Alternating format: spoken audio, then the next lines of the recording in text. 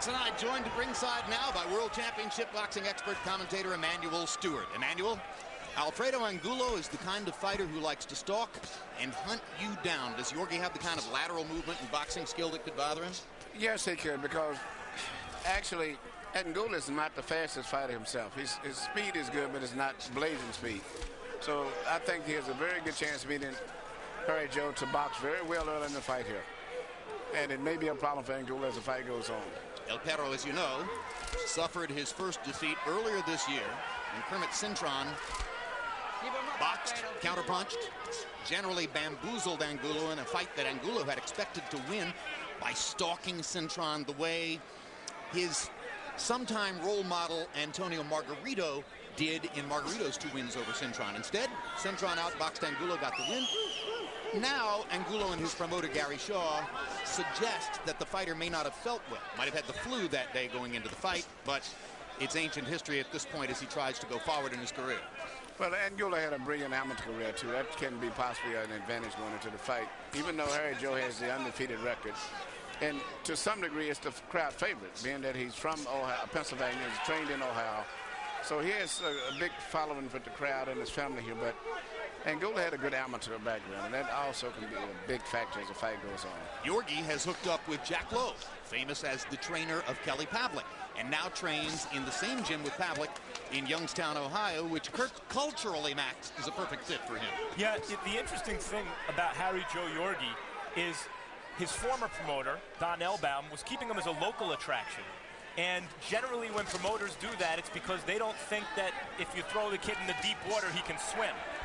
Harry Joe Yorgey, not content with being a local attraction, believes he can compete against the best, wants to test himself, and so is in with a very, very tough guy tonight as a result.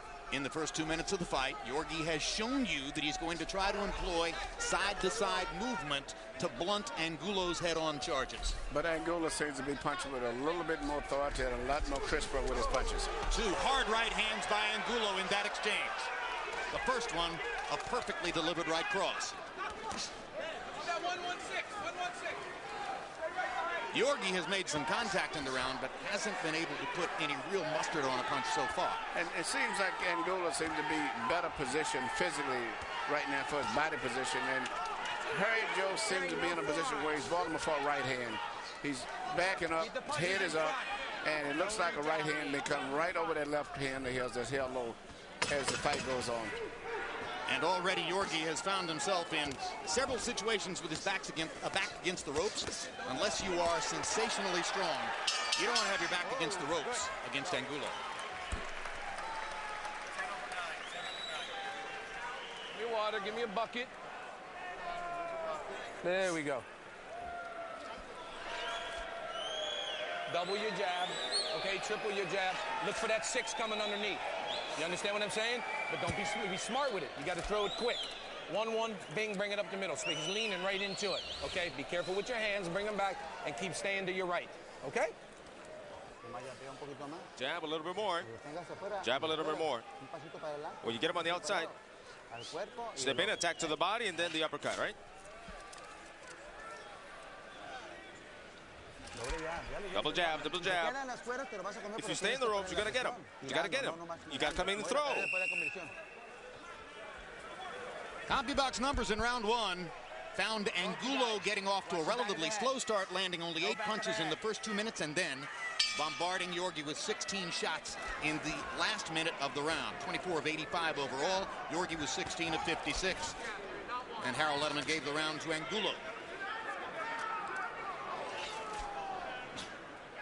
Yorgey said before the fight that he wants to stay in the pocket with Angulo, but not as long as Angulo wants him to stay in the pocket.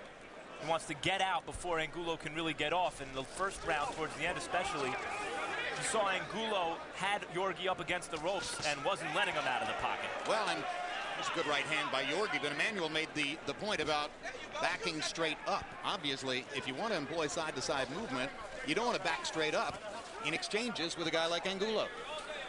Just looking at the facial expression between the two fighters, Angulo is very comfortable with the situation and the way the fight is going. And Harry Joe Yorgey is boxing very good, but it seems like it's a kind of more of a panicking type boxing that's going to tire him out as the fight goes on. Yorgey landed a left hook. Angulo landed a harder right hand in return. Another right hand upstairs by Angulo. Yorgey's caught Angulo several times in this round, in the last round, with good uppercuts. Angulo seems unfazed by them. That's a good way to describe it. I mean, he landed the clean punches, I think, and may possibly win it around his point. But seems to make Angulo's a guy that's more comfortable with the situation. That's the right hand. Hard right hand stunned Yorgey. Amazing that Yorgey didn't go down. He seemed starched by the first right hand, and now he is on the canvas. So there's knockdown number 1. 6. And Harold, or excuse me, Emmanuel, you told us that a right hand was going to cause the problem. Well, you can see his head was up and he was backing into the ropes and he wasn't in a position and don't seem to have the experience to know how to roll with right hands. Now, in his last fight, a win over Ronald Hearns was unbeaten at the time. Yorgey did bounce back from a knockdown. But that knockdown by Hearns of Yorgey followed a knockdown by Yorgey of Hearns. And then later, Yorgey knocked him down twice more to win by KO. And you see where Yorgey's too valiant for his own good. He's not tying Angulo up. He hasn't tied him up once, even though he's badly hurt. Badly hurt, wobbling backward on his feet. That should be a count. That's a count. The standing count definitely should be registered right here. Referee John Callis did not give a standing 8. There is no standing 8 count in the state of Connecticut. Body shot. Vicious. Yorgey has guts. Stays up and keeps fighting. Even as Yorgey reached to clinch, he was still throwing punches. Angulo is just a machine when he gets his guy hurt, as you can see. Precise power punches. Well, this is Angulo's first time back on HBO since the loss to Cintron, and he has a point to make. John Callis allows Yorgey to take massive punishment down the stretch of the round, and Yorgey shows you his courage standing up. He only went down one time in a brutal second round. Sit down. Give me a towel. How do you feel? Good. Hey, Ref, what are you gonna do? That's bullshit. That's terrible, Ref. Here we see the right hand landing perfectly on the chin, and he had no place to go. His back was to the ropes. He wasn't in a position to duck the punch, out of roll the punch, and he doesn't have the experience.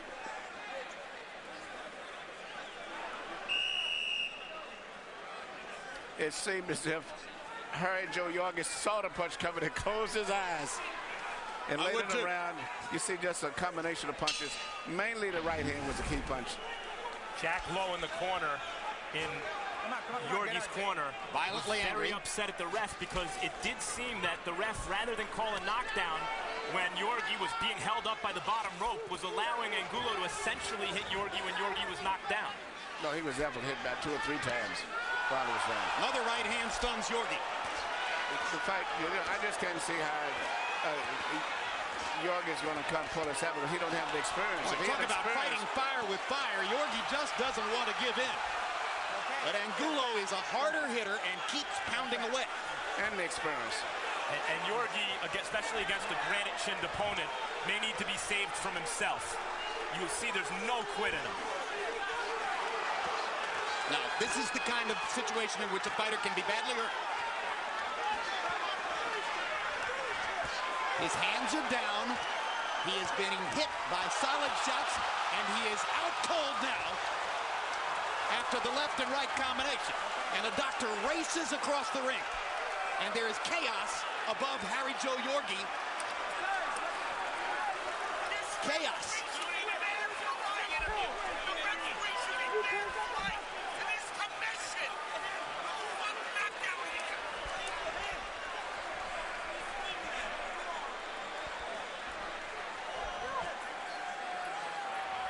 A violent assault within the rules. A sensational performance by Angulo against an outclassed opponent who showed way too much courage for his own good. Yeah, and he seemed to be defenseless in the corner, masking it by the fact that you can't say defenseless because he was throwing back, but he wasn't coordinated. Emmanuel, as you say, his attack wasn't coordinated. No, it wasn't coordinated. He was clearly dazed. He did not have balance. Here's a look at the combination, which knocked Harry Joe Yorgey cold. Left, out cold, takes the right, crumples in a heap.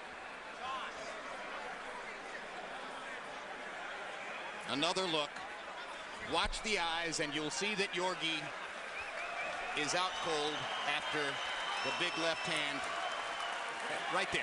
And those are serious knockouts where the guy is really knocked out before he even hits the floor. You know, the guys don't recuperate that quick, and I hope they had him take a long rest. Forget about the 90-day, 120-day suspension. He should not be allowed to be in the ring training, not just for action fights, for at least about 3 or 4 months. You can sympathize with referee John Callis for the decisions he made solely because Yorgey was throwing punches and fighting back the whole way. Nevertheless, it is possible that some other referee might conceivably have seen a reason to stop it earlier. I could see both ways. Normally I myself would have stopped it sooner. I would have stopped it because I saw the guy was uncoordinated, as Max said. His punches were just aimless and inexperienced. It was just a matter of time. But, you know, he was punching back, and therefore a lot of referees have to give him the benefit of the doubt. Let's go to ring announcer Mark Lichtenfeld with the official particulars on the knockout. Ladies and gentlemen, this contest comes to a halt at 1 minute and 3 seconds of the third round. For your winner by technical knockout, and now the WBO interim junior middleweight champion of the world, Alfredo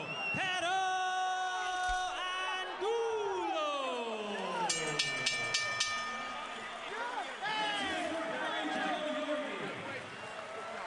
And you saw the good news, which was that Harry Joe Yorgey regained consciousness, got up, was walking around the ring, congratulated Angulo. Here's a final look at CompuBox numbers. And they show you that Angulo swamped Yorgey with activity, throwing 108 more punches, landing nearly half his punches. The power punch category will be similarly one-sided in favor of Yorgey, landing 99 to 25. Or, excuse me, in favor of Angulo. Yorgey threw 82 power punches. So, again, the point that both Emmanuel and I have made, he was throwing the whole time. And that made it very difficult for the referee to find any opportunity to stop the fight. Now let's go to Max Kellerman in the ring. Alfredo, congratulations on a sensational performance. Give us your thoughts.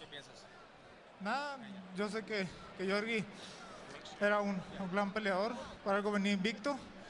Sé que venía a boxear, lo hizo durante los primeros 2 rounds. Pudimos golpearlo y cerrarle los. I knew that Yorgey was a great fighter. Obviously, he came unbeaten, and obviously we came to box. We knew he came to box, and that's what he did for 3 rounds until we were able to catch him. Alfredo, you seem to be very aggressive to start the fight, even by your standards. Why? Porque es la primera oportunidad de un campeonato del mundo. No podía dejarla ir y era el regresar en HBO con el pie derecho. It's the first chance at a world title, and I couldn't let it go. And it was also my showcase on HBO to come and show myself in a good light. Por los fans que siguen al perro, que no dejan de seguirlo, aunque haya tenido una derrota, ellos siguieron apoyándome. Y aquí está, este título es para la gente, para México y para, muy especialmente Mexicali, que desde Maromero Páez no había un campeón. For all the fans who followed me. And obviously, I wanted to show my fans a good light, and this is a world title. And this I dedicate to Mexico, to Mexicali, and to all my fans. Thank you, Alfredo. Congratulations again. Jim? So Alfredo Angulo moves his record to 14-1 with an efficient third round